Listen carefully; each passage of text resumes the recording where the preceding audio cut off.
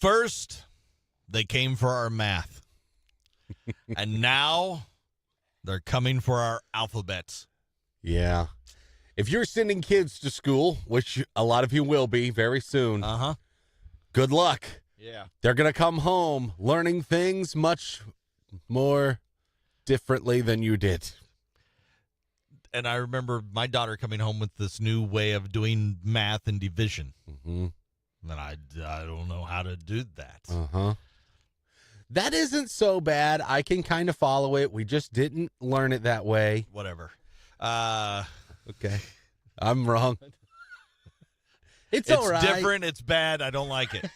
I didn't know how to fix it. We got into arguments. If you've ever watched The Incredibles 2, where they're sitting, that was me and my daughter. Yeah. That scene was identical. We were at the movie theater, and both of us are laughing hysterically. Yeah. Because we could relate to that. Yeah. Everybody else probably looked at us really weird, but we were laughing very hard because we had that same argument. And if you didn't like that, you're going to hate this. Yeah.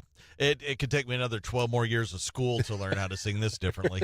Have you heard the new version of the alphabet song? Which, who knew we needed a new one? Yeah. No. It's not actually brand new, but more and more schools are switching over to it in this past decade. So I don't know if they're doing it here yet or not. I don't know either. If somebody knows, once we reveal this, text us, 417-659-9797. Yes, no, they're doing it here. I'd like to know if we have started doing this here, but it's sung to the Twinkle, Twinkle Little Star theme. It pauses in different spots than what we're used to, saying Y and Z at the end. Apparently left some kids thinking there was an N in there. Y and Z. They said they thought there was an N. N. Okay. So in between them. it was confusing the kids. I don't know how, because I wasn't confused. Were you confused, Bobby? No, and I'm relatively dumb. The alphabet, like they were thinking there was two N's in the alphabet. Mm-hmm. I think it's, I don't know. Some people got confused with the LMNOP. They thought it was one letter. LMNOP it's done quickly. LMNOP. But I don't think that sounds like one letter. I think you just knew. Well, yeah, I think so too. Well, the new way pauses after the letter N, then there's an OPQ, and then an RST. Here, I'll just play it. You got to hear it. I'll just play it for you here, so you can hear this new version and sing along. A B C D E F G H I J K L M N O P Q R S T U V W X Y Z.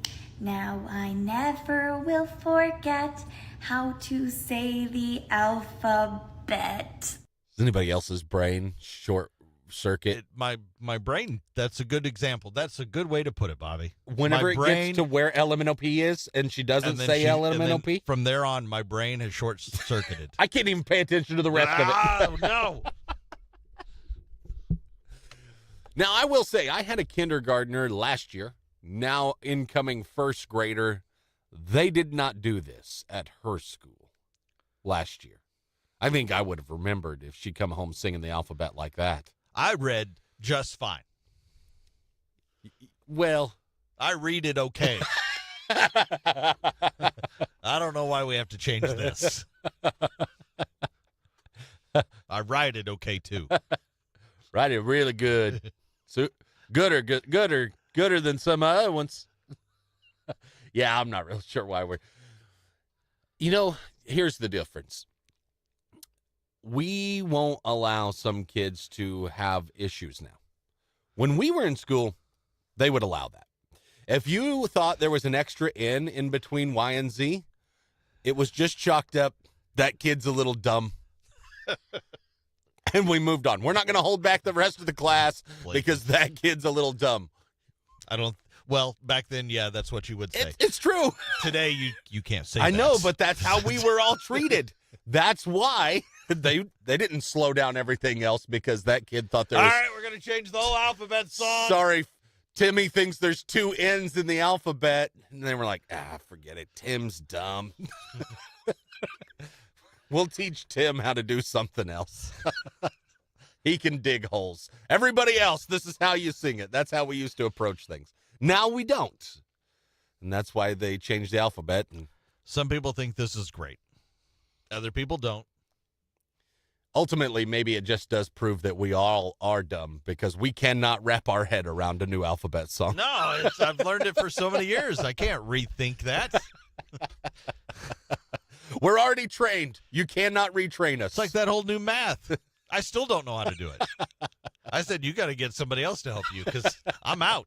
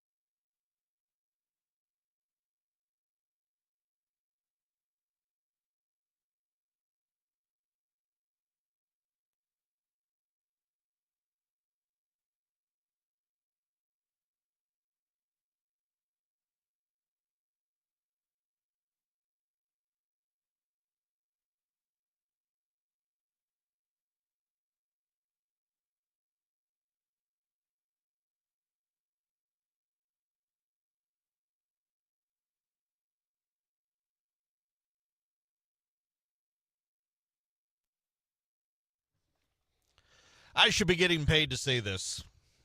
But one of the funnier ad campaigns in recent years has been the one about you becoming your parents. It is a pretty good one. And I think it's good because it so hits home for so many of us. Yeah, here's just a small clip of it. These are my tissue box covers. Remember, tissues come in their own boxes. It's important for young homeowners to let go of the things turning them into their parents. There we go. All right, who's next? I've been holding on to these pieces of crown molding because you never know when you're going to need them. I do, and it's never. Oh, God, that was I have laughed so hard at these. Yeah. Because there is a guy that works in this building that every one of those, I almost feel like I was like, the first couple I saw, I was like, they're following him around. Yeah. Yeah. All of a sudden, I'm waiting It's for him true. to drive some kind of, Porsche or some and move away because he's made all these millions off of this TV commercial because I got the idea from him. Yeah. I have laughed so hard because I know he has done several of them, and he does several of them. See, I don't feel like I am him in the way that I act and talk, and he is the TV commercial. He is the TV commercial. But I've done several of them. The holding on to the pieces of whatever because you never know when you're going to need it. Yeah, That's me. is it? Oh, yes. I've done that too. I save these bolts and screws and stuff because you never know when you're going to need it. Never. Probably. But again, I think it's an inherited trait.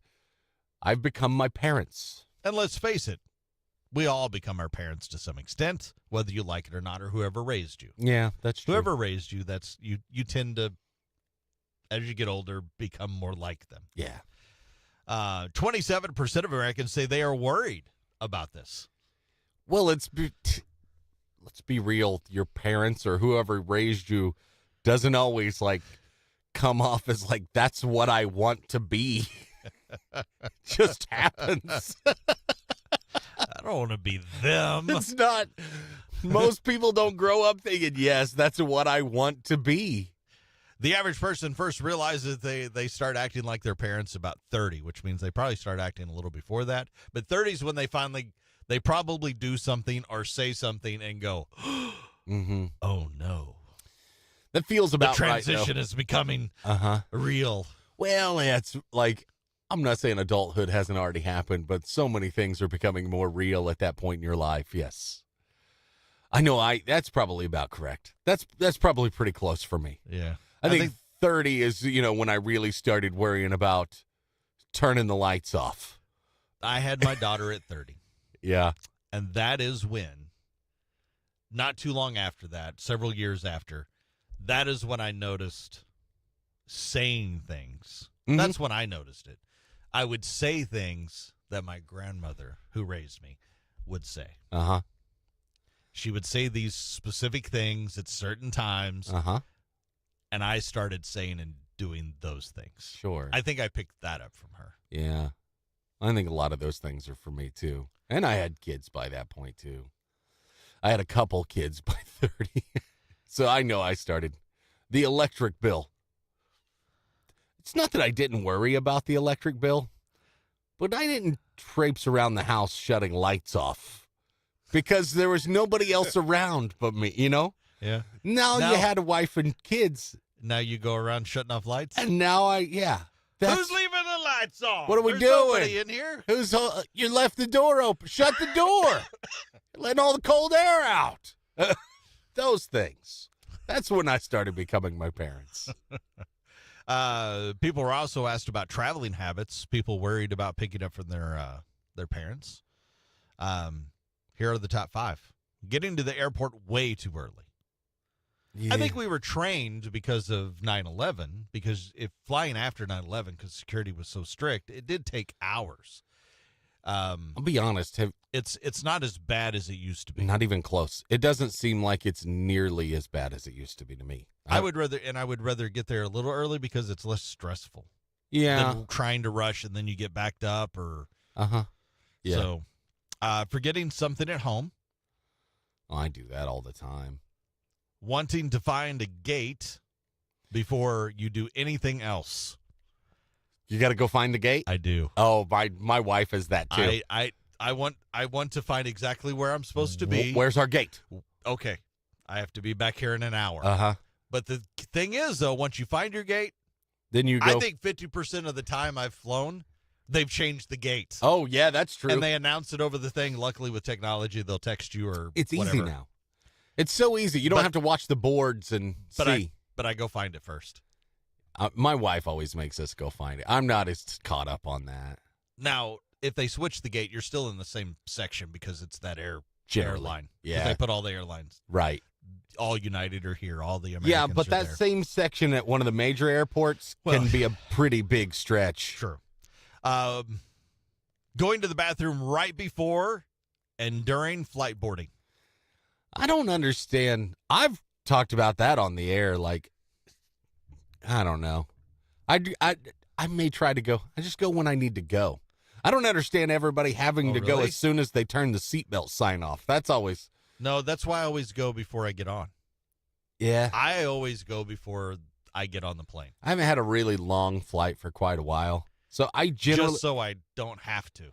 I don't know. Who And wants even, to have to go and in there? even then, I have to sometimes. You can't, like an hour-long flight? Well, not an hour long. I flight. swear, if I'm on an hour-long flight, still half the plane tries to go pee during that hour-long That's why flight. you pee before you go. That's why you pee before the flight. 2 hours, I have. And that you only get to do that because you showed up to the airport 2 hours early, found your gate, you sat there and drank 3 cups of coffee, then you can go before you need to Right. get on the flight. You just don't want to have to do the other. No, that's a disaster. That's at the scenario. airport. That's not a plane. That's not a plane jobby. No pooping in the air. Poop on the ground. Yeah. Not literally on the ground, but you know. Unless absolutely necessary. Yes. Oh, don't want to do that. No. And then also making friends at the airport. Oh, that was my parents. Was it? Oh, they just strike up conversation with strangers anywhere. I don't make any friends. Well, that's Not that's at the fine. airport. Not at the airport. No. I like to talk to those people sometimes. I'm never going to see them again anyway. I'll just make up my own story. I mean, I've talked to people like on the plane that have sat by, but usually even then, not very much. You're really friendly, though. I am. I'm a friendly guy. I just don't want to talk to anybody. You hate getting trapped next to the real talker guy, Oh, that's awful. like that guy in this office that is the dude from the commercials, If I got stuck next to him on a flight and you didn't know him. and I did not know him, Yeah. I would want to die. I would be going, can this plane please have to turn around or be diverted and land right now? Yes. That would be me. That's pretty much it. I would hate that. I would put my headphones on.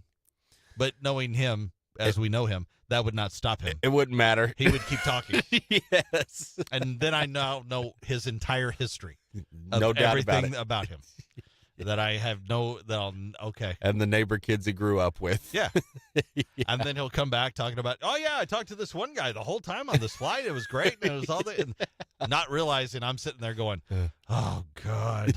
Yeah. I just want to listen to this movie, or I just want to listen. It's the chance for me to watch this. So there's your warning. Don't be that guy Yeah. on your next flight.